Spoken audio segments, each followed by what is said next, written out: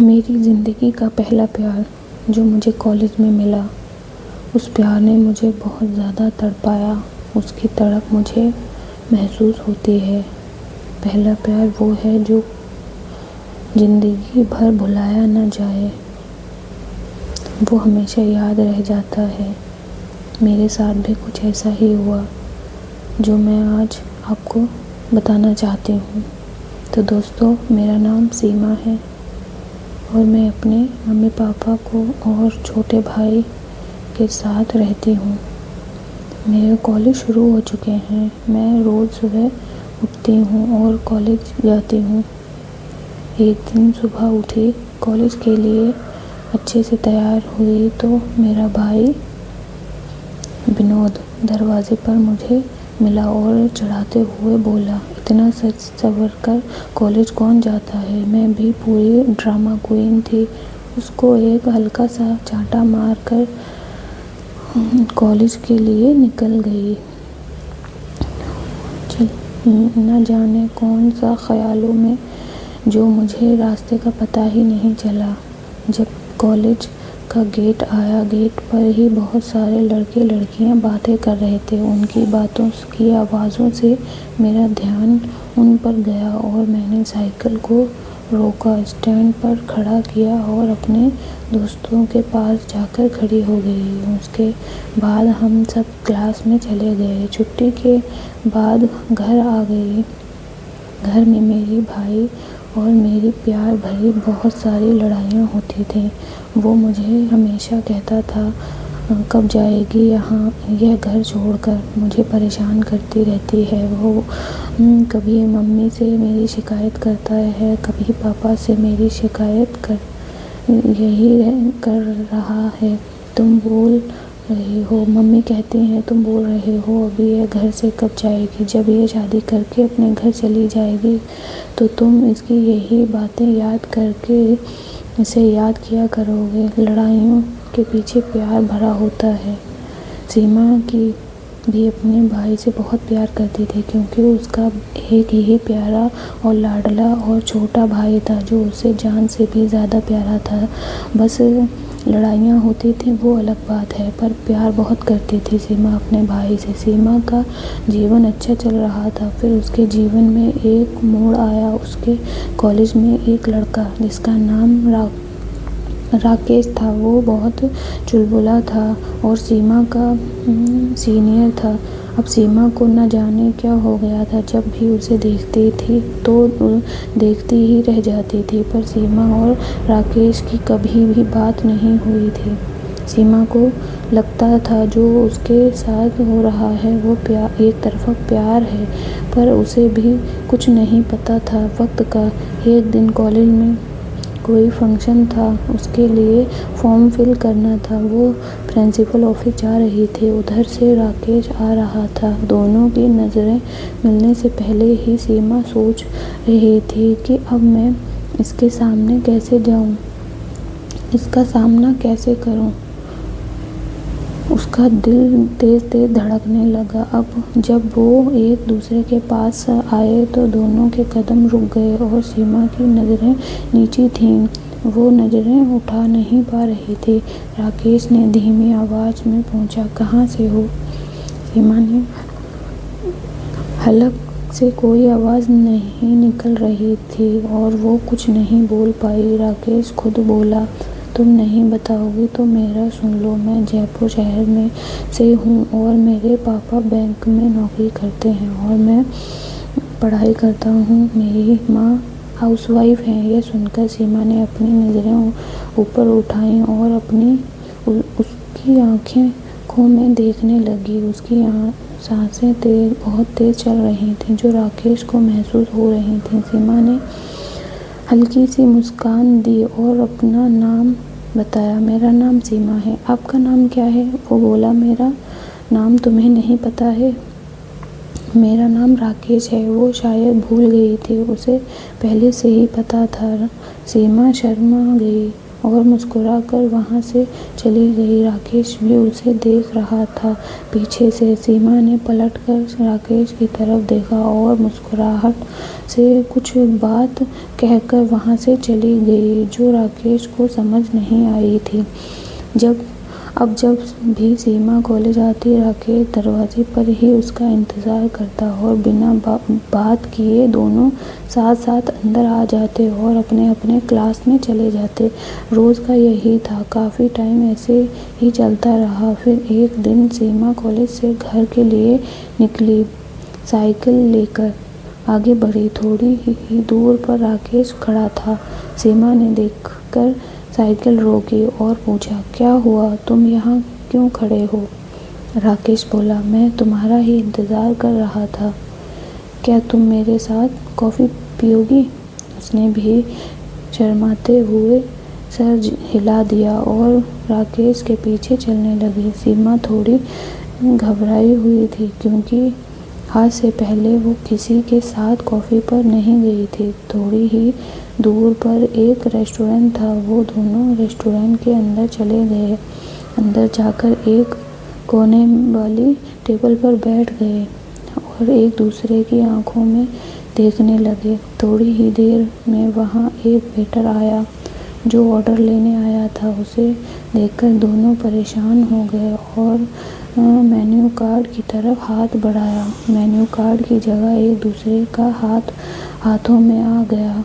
Waiter को लगा यहाँ पर थोड़ी देर बाद आऊँगा, ये आपस में फैसला कर लें इन्हें क्या चाहिए। वो वहाँ से चला गया। सीमा और राकेश एक दूसरे का हाथ पकड़कर बातें करने लगे। सीमा की धड़कन तेज हो रही थी। जो वो चाहती थी वही हो रहा था। सीमा पहले से ही राकेश को पसंद करती थी, पर उसे यह नहीं पता था राकेश भी उसको पसंद करता है। काफ़ी देर बाद दोनों ने फैसला किया सैंडविच और कॉफ़ी का। वेटर को आवाज़ दी। वही वेटर दोबारा आया और बोला, क्या चाहिए? राकेश ने बोला, सैंडविच और कॉफ़ी ले आओ। वेटर मुस्कुरा कर चला गया।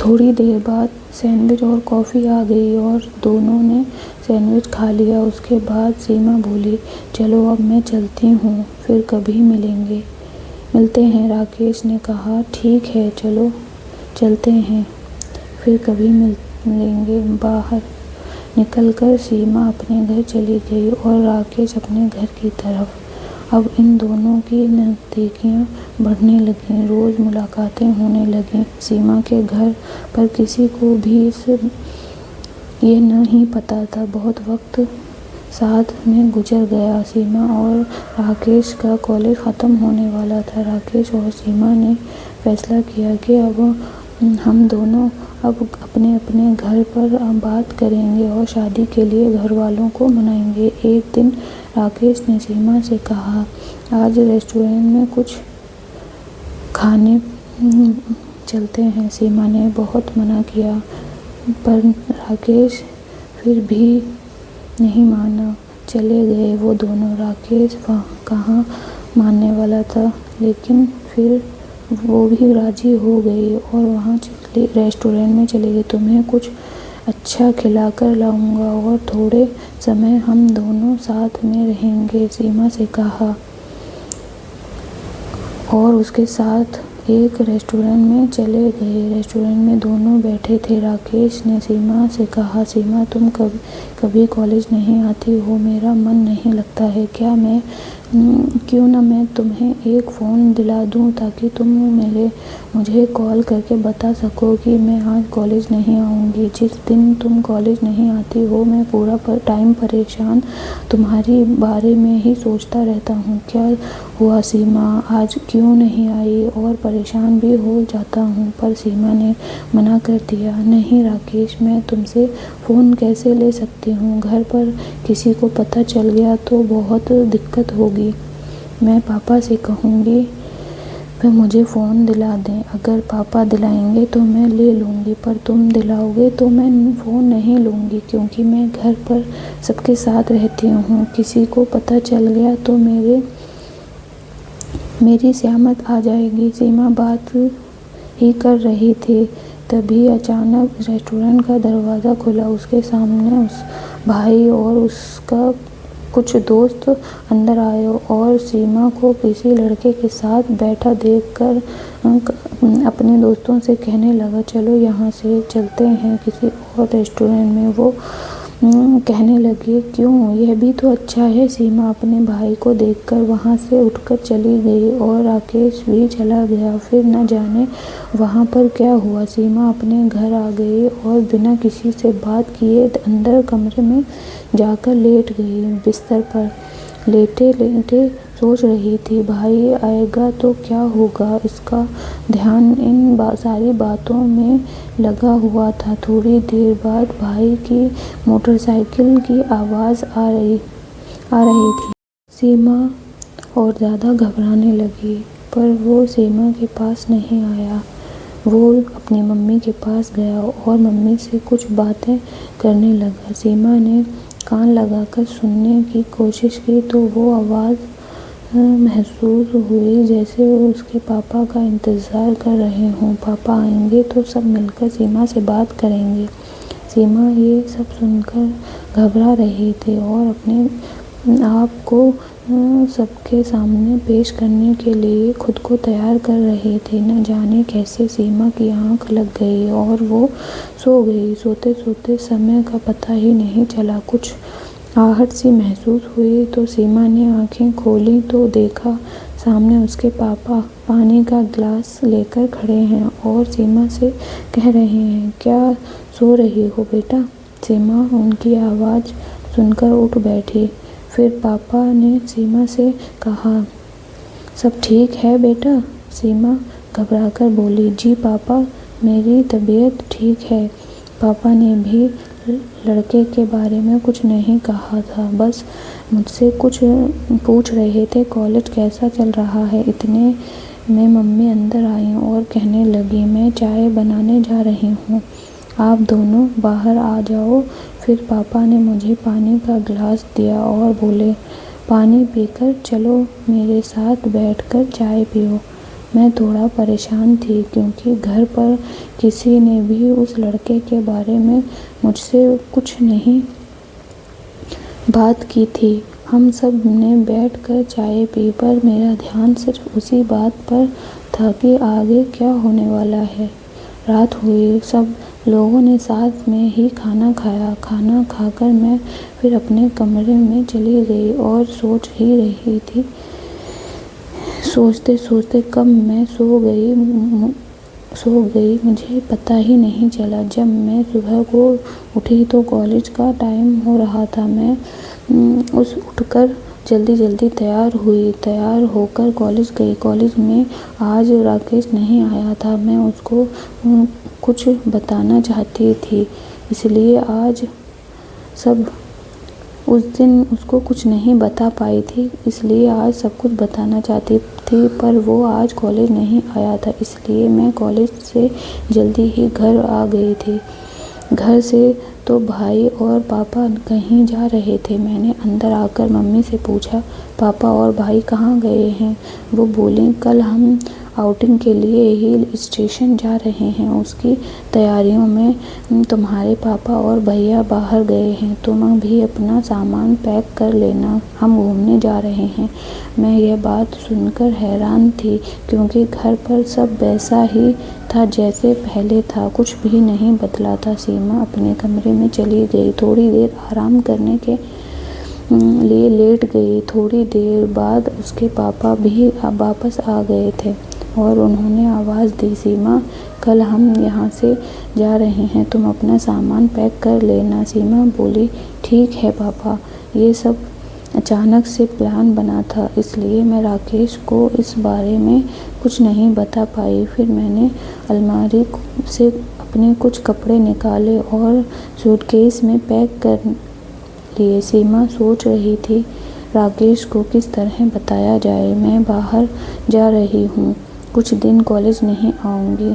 उसके पास कोई भी ज़रिया नहीं था राकेश तक यह बात पहुँचाने का। सुबह हुई। सीमा ने घर पर बहाना बनाने की बहुत कोशिश की कि मुझे थोड़ी देर के लिए कॉलेज जाना है, थोड़ा काम है, पर किसी ने उसकी बात नहीं सुनी और कहने लगी, कोई काम नहीं है, जो भी काम है वापस आकर कर लेना, अभी चलो लेट हो रहा है।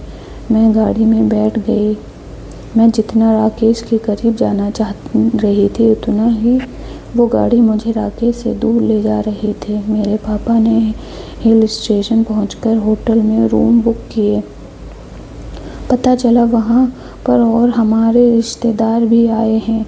अगले दिन सीमा और उसका भाई घूमकर वापस लौट आए तो सीमा की मम्मी ने सीमा से कहा, जाओ बेटा तैयार हो जाओ, आज कुछ